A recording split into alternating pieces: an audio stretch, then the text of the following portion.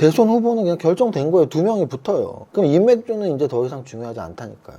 뭐가 중요하다고요? 정책주가. 왜? 이제는 정책 싸움이니까. 정책 싸움에서 계속 말씀드리는 건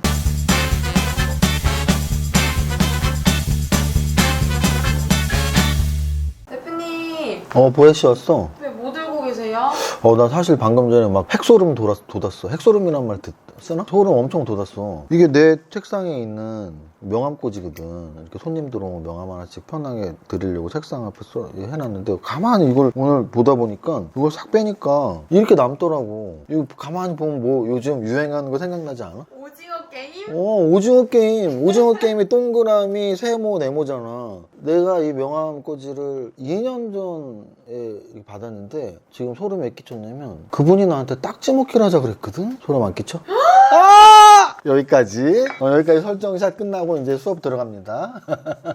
그때 딱지 먹기를 했던 사람이 공유 닮았던 것 같기도 하고. 자, 오늘 거래소 지수, 코스닥 지수는 그냥 보합권 마감이다 이 정도로 설명드리면 될 것 같아요. 거래소는 마이너스 0.31% 하락 마감, 음선 마감했고요. 반대로 코스닥은 양선 마감 플러스 0.11% 양선 마감했습니다. 거래소는 마이너스 음선, 코스닥은 플러스 양선. 그래서 서로의 움직임은 좀 달랐고요. 거래소보다 코스닥이 계속 좋은 차트라고 말씀을 드리고 있고, 거래소는 코스닥 대비 안 좋은 차트면서 동시에 왜 안 좋니?라고 물어봤을 때 3천을 중심축으로 시간 조정, 기간 조정을 계속 옆으로 가야 되는데 흘러내리면 위험하다 그랬죠. 오히려 이렇게 U자로 이렇게 턴을 하면 좀 좋아 보이는 거고. 그러니까 여러분들 생각과 반대로 생각하면 돼요. 여러분들은 떨어지면 좋다, 올라가면 나쁘다라고 생각하는데 추세적인 측면에서는 떨어지면 안 좋고 올라가면 좋은 거예요. 이 전저점이 2,900이니까 좀 3,000을 중심으로 움직여야 될 지수가 2,900에 가까워지면 안 좋아지는 거죠. 근데 이제 오늘 장중 저점이 어디까지 갔었냐면 2,930까지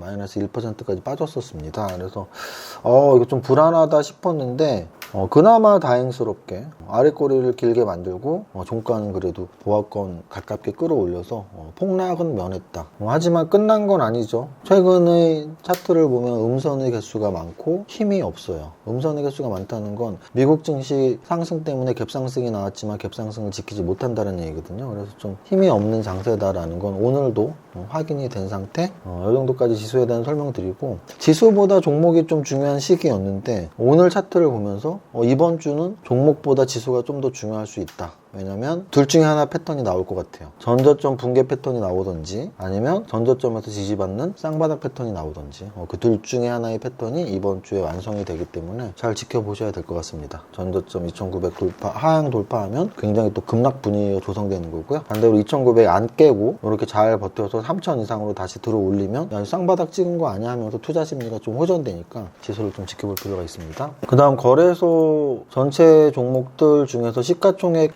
한 10조 이상짜리 늘 보고 있죠. 다행스럽게도 삼성전자랑 SK하이닉스가 양선 상승이 나와서 지수가 좀 버틴 거다 그렇게 보시면 돼요. 하지만 큰 의미의 상승은 아니었으니까 패스. 삼성바이오로직스 4% 하락, 셀트리온 5% 하락인데요. 우리나라 제약바이오 업계에 안 좋은 재료가 나왔던 거죠. 왜냐면 화이자에서 경구용 치료제에 대한 효능이 발표가 됐는데 굉장히 좋게 나왔죠. 그래서 우리나라에서 코로나 백신 또는 코로나 치료제 관련, 즉 우리가 소위 말하는 코로나 관련주들이 오늘 대다수 하락이 나왔고, 대다수 제약바이오주 시가총액 상위 또는 중위권 애들이었습니다. 셀트리온, 삼성바이오로직스 동반 하락했고요. 카카오뱅크는 오늘 양선 나오긴 했지만 시초가부터 거의 개파락 8%까지 밀려서 시작을 했었고요. 카카오 같은 경우도 오늘 2% 빠진 종가. 더 중요한 건 카카오페이인데 제가 계속 보혜씨 칭찬하는 이유가 제가 썸네일을 말해주지 않아도 보혜씨가 포인트를 정말 잘 잡습니다. 그래서 지난주 카카오페이 상장 첫날, 둘째 날 제가 카카오페이 막 설명할 때 보혜씨가 제대로 잡았거든요. 카카오페이 뭐 살까 말까? 모아가라 그랬어? 뭐 이렇게 두 번을 이렇게 했는데 제 뉘앙스는 둘 다 시가총액 부담이 크다는 얘기였죠. 오늘까지 또 빠져서 제 영상을 보시고 카카오페이를 안 샀다면, 그러니까 주식에서 중요한 건 사서 수익 나는 경우도 있지만 안 사서 손실이 안 나는 경우도 있거든요. 예를 들면 이런 거예요. 여러분들이 홍준표 관련주를 사서 수익을 내신 분들도 있지만 안 사서 거래에서 손실이 안 난 분들이 있거든요. 근데 실제로 홍준표 관련주의 움직임을 보면 한 달 전까지는 뭐 2배씩 오른 종목들이 있으니까 한 달 전에 나왔다면 사서 수익 본 분들이 있겠죠. 근데 만약에 최근 한 달 내에 사신 분들은 반토막 이상이 났을 수도 있어요. 그러면 사서 손실 본 분들이겠죠. 그러면 홍준표 관련주가 오를 때 안 산 분들은 안 사서 이익이 안 난 거죠. 반대로 최근 한 달 동안 안 사신 분들은 안 사서 손해가 안 난 거죠. 근데 여러분들은 안 사서 이익 안 난 거를 되게 배 아파하시더라고. 배 아파하지 마세요. 이익 날 기회는 얼마나 많이 있습니다. 언제든지. 안 사서 손실 안 난 거를 고마워하는 마음으로 주식을 하세요. 나 다행이다. 큰일 날 뻔했네. 리스크 해지했네. 근데 이번 카카오페이 같은 경우도 딱 그런 종목이라고 보시면 돼요. 제가 그래도 여러분들에게 시가총액 부담이 크네요. 카카오뱅크, 카카오페이 그런 말씀 많이 드렸었는데 안 사서 손해가 안 난 종목이라고 생각하시면 돼요. SK바이오사이언스도 오늘 제약바이오리도 급락 나오는 거에서 가장 크게 급락 나왔습니다. 14% 빠졌고요. 오늘 하이브 2% 올랐습니다. 하이브는 엔터주의 시가총액 1위, 엔터주의 관심 이렇게 결론을 내리시면 되고 SK아이테크 8% 올랐는데요. 많이 떨어지다가 올라서 큰 의미는 없지만 2차전지 관련주. 대한항공 3% 올랐는데요. 대한항공은 대표적인 위드코로나 관련주. 지금 위드코로나가 실제 11월 초에 시작하면서 굉장히 활발하게 움직이고 있습니다. 어떤 쪽으로? 해외여행, 쇼핑, 음식, 의류, 쇼핑 등 공연, 뮤지컬 또는 아이돌 또는 뭐 연극 뭐 이런 것들. 그래서 이런 것들이 공통점이 다 소비주거든요. 그래서 위드코로나 소비주 체크 말씀을 드리고요. 거래 대금음 한번 보겠습니다. 삼성전자보다 많이 거래된 종목은 일단 없습니다. 그럼 삼성전자보다 작게 거래된 종목 중에서 뭐가 있나 봤더니 카카오 게임즈가 있네요. 카카오 게임즈 오늘 시초가 급락 나왔다가 양선 나왔어요. 게임주. NC소프트 역시 게임주. 위메이드 오늘 10% 올랐네요. 역시 위메이드 게임주. 펄어비스 3% 올랐어요. 펄어비스 게임주. 그러면 게임주의 시총이 우리나라에서 그렇게 큰가요? 안 크거든요. 그리고 전체적으로 봤을 때는. 근데 거래대금 상위 15위 안에 카카오게임즈, NC소프트, 위메이드, 펄어비스 4개나 있잖아요. 돈이 많이 몰려있다. 그럼 게임주에 돈이 많이 몰려있다는 얘기는 게임주에 관심을 가질 이유가 충분하다. 이렇게 이해하시면 되고요. 그리고 또 하나 쪽은 두산중공업 원전주. 근데 원전주인데 오늘 보합권. SK바이오사이언스 코로나 수혜주. 근데 오늘 음선 나오면서 거래 터지는 건 의미 없다고 말씀드리고요. 갤럭시와 머니트리나 비덴트, 뭐 그 아래쪽에 있는 위지트나 이런 애들 공통적으로 코인 관련주들. 에코프로비엠과 LNF는 2차전지. 그래서 지금 말씀드린 쪽에 돈이 많이 모여 있고요. 좀 더 내려가면 IB기명, 자연광경 이런 애들은 뭐라고요? 바로 대선 관련주. 그래서 거래대금만 봐도 제가 지금 말씀드린 게 최근에 사람들이 관심 갖고 있는 테마라고 보시면 돼요. 게임주, 엔터주, 대선 관련주, 2차전지, 원전 관련주, 거래대금이 다 있잖아요. 근데 여러분들은 맨날 철강주, 조선주, 은행주 갖고서 왜 안 오르지 하고 있잖아요. 걔네들은 거래대금이 있나요? 없잖아요. 이게 거래대금을 보는 이유라고요. 거래대금을 보는 이유는 시장에 돈이 어디 몰려 있는지.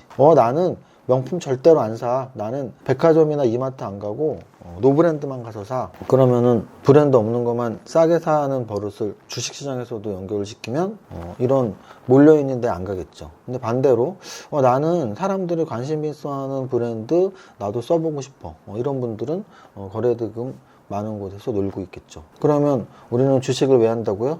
주가가 올라가서 돈을 벌기 위해서. 주가는 무엇에 의해서 올라가죠? 가치 때문에? 아닌데요. 가격이 올라가는 이유는 딱 하나예요.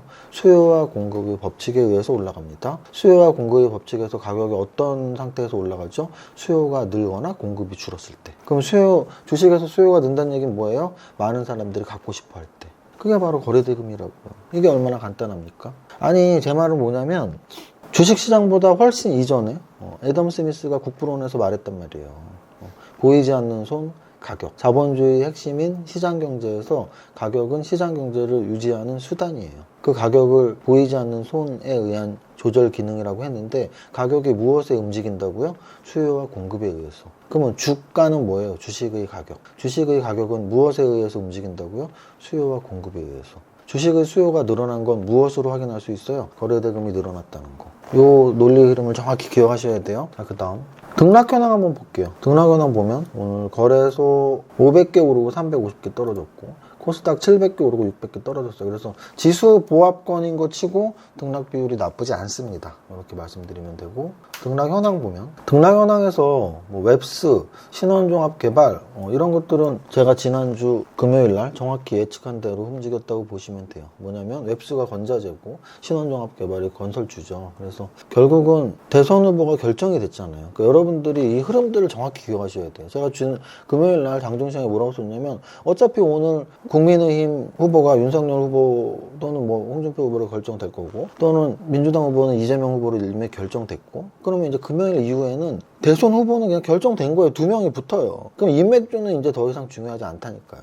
뭐가 중요하다고요? 정책주가. 왜? 이제는 정책 싸움이니까. 국민의힘 윤석열 후보와 민주당 이재명 후보의 당대당 또는 인물 대 인물의 정책 싸움이에요. 과거에도 그랬단 말이에요. 생각해 보세요. 크게 올랐던 이명박 전 대통령이 당선됐을 때 4대강 정책에 의해서 4대강 관련주들이 올랐었고요. 또는 박근혜 전 대통령이 당선될 때 저출산 장려 정책에 의해서 저출산 관련주들이 올랐었고요. 이런 식으로 굉장히 그때그때의 정책에 의해서 움직였어요. 사실 이 바로 직전 문재인 대통령이 당선될 때는 정책주가 그렇게 크게 움직이진 않았습니다. 그때는 왜 그랬을까요? 너무 지지율 격차가 컸기 때문에 정책 싸움조차가 필요가 없었어요. 그때는. 근데 이번에는 지금 비둥비둥하단 말이에요. 그러면 정책 싸움이 분명히 나고요. 정책 싸움에서 계속 말씀드리는 건 건설 쪽이에요. 이건 무조건 1순위야. 건설 건자재는 무조건 1순위예요. 그리고 지역개발. 왜냐면 대통령에 당선되기 위해선 어느 지역의 표를 얻어야 되는데, 우리나라 전체적으로 정책적으로 사실 경상도에서는 뭐 신공항 쪽을 많이 건드리고, 전라도 쪽에서는 해저터널을 많이 건드리고, 충청도에서는 세종시를 많이 건드려요. 요거는 기본이잖아요. 그러면 이런 정책 관련주들을 보셔야 되고, 그 다음은 이제 좀 약간 세세한 정책들에서 저출산 관련주나 또는 교육 관련주들 또는 일자리 창출 관련주들, 이런 정도를 제가 말씀을 계속 드리면 여러분들은 그래서 어느 종목 사요가 아니고 그 종목에 관련된, 제가 말씀드린 정책에 관련된 종목들을 찾아 나가시면 되죠. 이런 설명들은 11월 달에 성장주, 무료 콘텐츠, 유료 콘텐츠에 정확히 다 녹아 있습니다. 그 다음, 그 아래에도 굉장히 많이 있어요. 그래서 IB 기명은 교육 관련주죠. 자연과학경은 약간 그 도시 정비 관련주들, 뭐 그런 애들이 들어있는 거예요. 메가MD도 역시 교육 관련주고, 그 다음 또 대선 관련주 말고 뭐가 또 있냐. 액터즈 소프트가 게임주네요. 게임주. 게임비리 게임주예요. 게임비리 게임주. 그래서 게임주가 좀 있었다. 그 다음 제노코가 있네요. 제노코는 제가 코코코코코코 제네코 안 웃겨? 제가 코코코코코 제노코는 성장주 라인에서 우주항공에서 탑픽으로 언제나 말씀드렸던 종목이에요. 우주항공에서 제가 종목 상담 라이브에서 받을 때 보통 여러분들은 대형주를 일단 좋아하시죠. 왜냐면은 대형주를 애널리스트들이나 증권방송에서 그래도 얘기를 더 많이 하니까. 그래서 대부분 우주항공 종목 상담 받았던 것들이 하나 에어로스페이스 아니면 한국항공우주예요. 또는 이제 양대 상승률 높았던 세트레간이나 인텔리아테크, 요 정도 4개를 제일 상담을 많이 받죠. 근데 저는 신규 상장 제놓고 코코코 이런 말씀 많이 드렸었고, 또 이제 우주항공 테마에서 한 5, 6월 달쯤 우주항공 테마 관심 갖자 할 때 제노코를 거의 탑픽으로 많이 말씀드렸죠. 이런 건 프리미어님들은 다 기억나실 텐데. 그래서 어쨌든 그 종목이 이렇게 올라가고 있다라는 것만으로도 시총 이제 2,000억이네요. 그래서 기분이 많이 좋더라고요. 그래서 제가 좀 픽했던 종목들 계속 말씀드리지만 100%면 제가 뭐 신인가요? 절대 신 아니죠. 그러면 그냥 주식을 사람 중에 조금 잘하는, 정말 그 조금, 보통 사람이 평균이 50%면 손실 나는 분들은 45%, 40%일 테고, 저는 그래도 55%, 60%이겠죠, 확률이. 그래서 제가 성장주에서 건드는 종목들 중에 10개 중에 6개는 오르는 거고 4개는 내려가는 거죠. 그래서 어쨌든 오늘 제노코는 제가 우주항공 탑픽으로 맨날 좋아했던 종목인데 올라서 기분이 좀 좋았고요. 그런 정도가 보이네요. 그래서 오늘의 결론은 지금 여전히 지수 관련 대형주가 막 크게 움직이는 장은 아니고 이렇게 조그만 테마가 움직이는데, 사실 게임은 조그만 테마도 아니에요. 엔터는 조그만 테마도 아니에요. 그래도 반도체나 제약바이오, 자동차보다는 작은 테마잖아요. 그래서 게임 엔터를 축으로 메타버스, 요렇게가 제가 잼 말했던 그쪽이고요. 그리고 이제 대선 관련 정책주들 또는 위드 코로나 관련 소비주들, 요게 제가 11월에 보고 있는 탑픽 테마들이고, 그 안에서 여러분들이 좋은 종목을 잘 골라서 좋은 성과 내기를 바라겠습니다. 월요일 여기까지 하면 될 것 같습니다. 첫 번째 줄 시작. 나는 10년 안에 100억 부자 될 거야. 여러분들 모두 부자 됩시다. 파이팅! 이 세무사의 장증시황은 밸런스 투자 아카데미 텔레그램을 통해 받으실 수 있습니다. 안녕하세요. 이정윤 세무사입니다. 월요일 11시 반 지나가고 있습니다. 거래소와 코스닥 모두 음선 마이너스 나오고 있는 월요일이네요.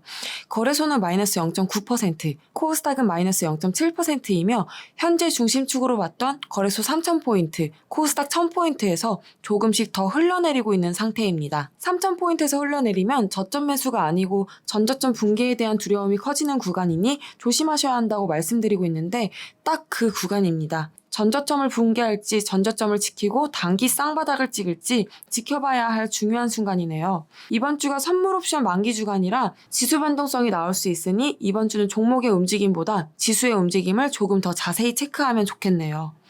현재 거래소 시총 상위에서는 전체적으로 조정이 심한 가운데 특히 삼성 바이오로직스와 셀트리온 등 제약바이오주, 그리고 카카오페이, 카카오뱅크 등 카카오그룹 신규 상장주의 하락폭이 5% 이상입니다. 반면 그나마 거래소 시총 상위에서 SKI이테크, 일진머티리얼즈 등 2차전지 관련주가 움직임이 좋은 상태입니다. 코스닥 시총 상위에서는 셀트리온 헬스케어, 셀트리온 제약, HLB, 시젠, 제넥신, 유바이오로직스 등 제약바이오주 전체적으로 급락이 크게 나오고 있습니다.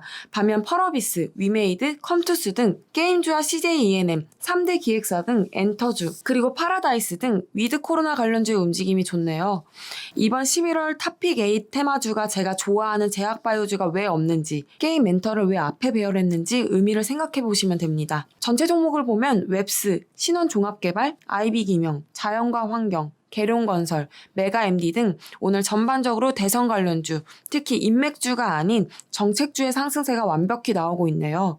지난주 금요일 장중시황에서 이미 언급드린 대로 대선 후보가 결정된 이후에는 정책 공약 싸움이기 때문에 정책 관련주들의 움직임이 좋은 것이라고 생각하시면 되고, 건설, 정책 관련, 건자재 관련주나 건설주, 교육과 일자리 창출 관련주, 이에 더해 세종시, 해저터널, 신공항 등 지역개발 관련주 등이 이미지가 강한 정책 관련주라고 보시면 됩니다. 다만 대선 관련주는 매매의 영역이지 투자의 영역은 아니므로 언제라도 발을 뺄 수 있는 트레이딩에 능한 분들이 관심을 가져야지 초보 투자자는 매매로 들어가서 부실주에 장기 투자를 하는 경우를 보실 수 있습니다. 예를 들면 지난주 하한가도 모자라 오늘 하락 종목 상승률 상위에 다수 포함되어 있는 홍준표 관련주를 보면 알 수 있습니다. 변동성이 워낙 큰 테마이므로 중수 이상의 트레이더만 관심. 초보 투자자들은 오히려 메타, 게임, 엔터, 2차전지의 중소형주 위주 투자가 좋다는 뜻입니다. 오늘은 여기까지입니다. 오늘의 한 줄평. 후보 결정됐으니 이제는 정책 싸움. 모델 성공 투자 화이팅!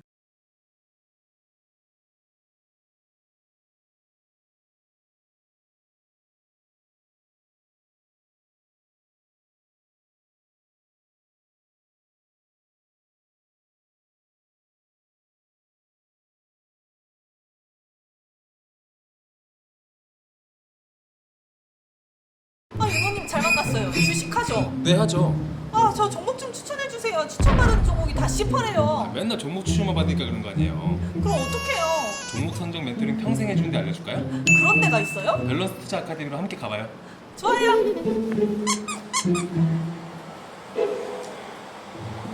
강현필님, 제 계좌가 지금 10%인데 밸런스 투자 아카데미 오면 빨갛게 변할 수 있나요? 당연히 빨갛게 변할 수 있죠. 밸런스 투자 아카데미 이정윤 대표님이 추구하는 방식은 3박자 투자법이죠. 재무, 차트, 정보 그런 과정을 쭉 진행할 수 있는 커리큘럼을 가지고 있어요. 3박자 투자법에 맞는 종목을 고르면 시장 상황에 따라서 출렁거림은 있겠지만 회사가 성장을 하고 차트도 정배열에 돌아서고 메인과 기간이 사들어가고 현재 시장에서 부각을 많이 받고 있는 업종에 일을 하고 있다면 그런 종목이 끝끝내는 내 계좌를 빨갛게 만들어줄 수 있는 거예요. 저 그러면 밸런스 투자 아카데미 당장 들어갈래요. 네이버에서 밸런스 투자 아카데미를 검색을 해주시면 제일 첫 번째 저희 사이트가 떠요. 그것들을 참조를 하시고 그래도 내가 어떤 과정을 어떻게 시작할지 모를 때는 저희 밸런스 투자 아카데미 대표 번호가 여러 가지가 있으니까 전화 주셔서 각각의 연구원분들이랑 상담을 통해서 시작하시면 될 것 같아요.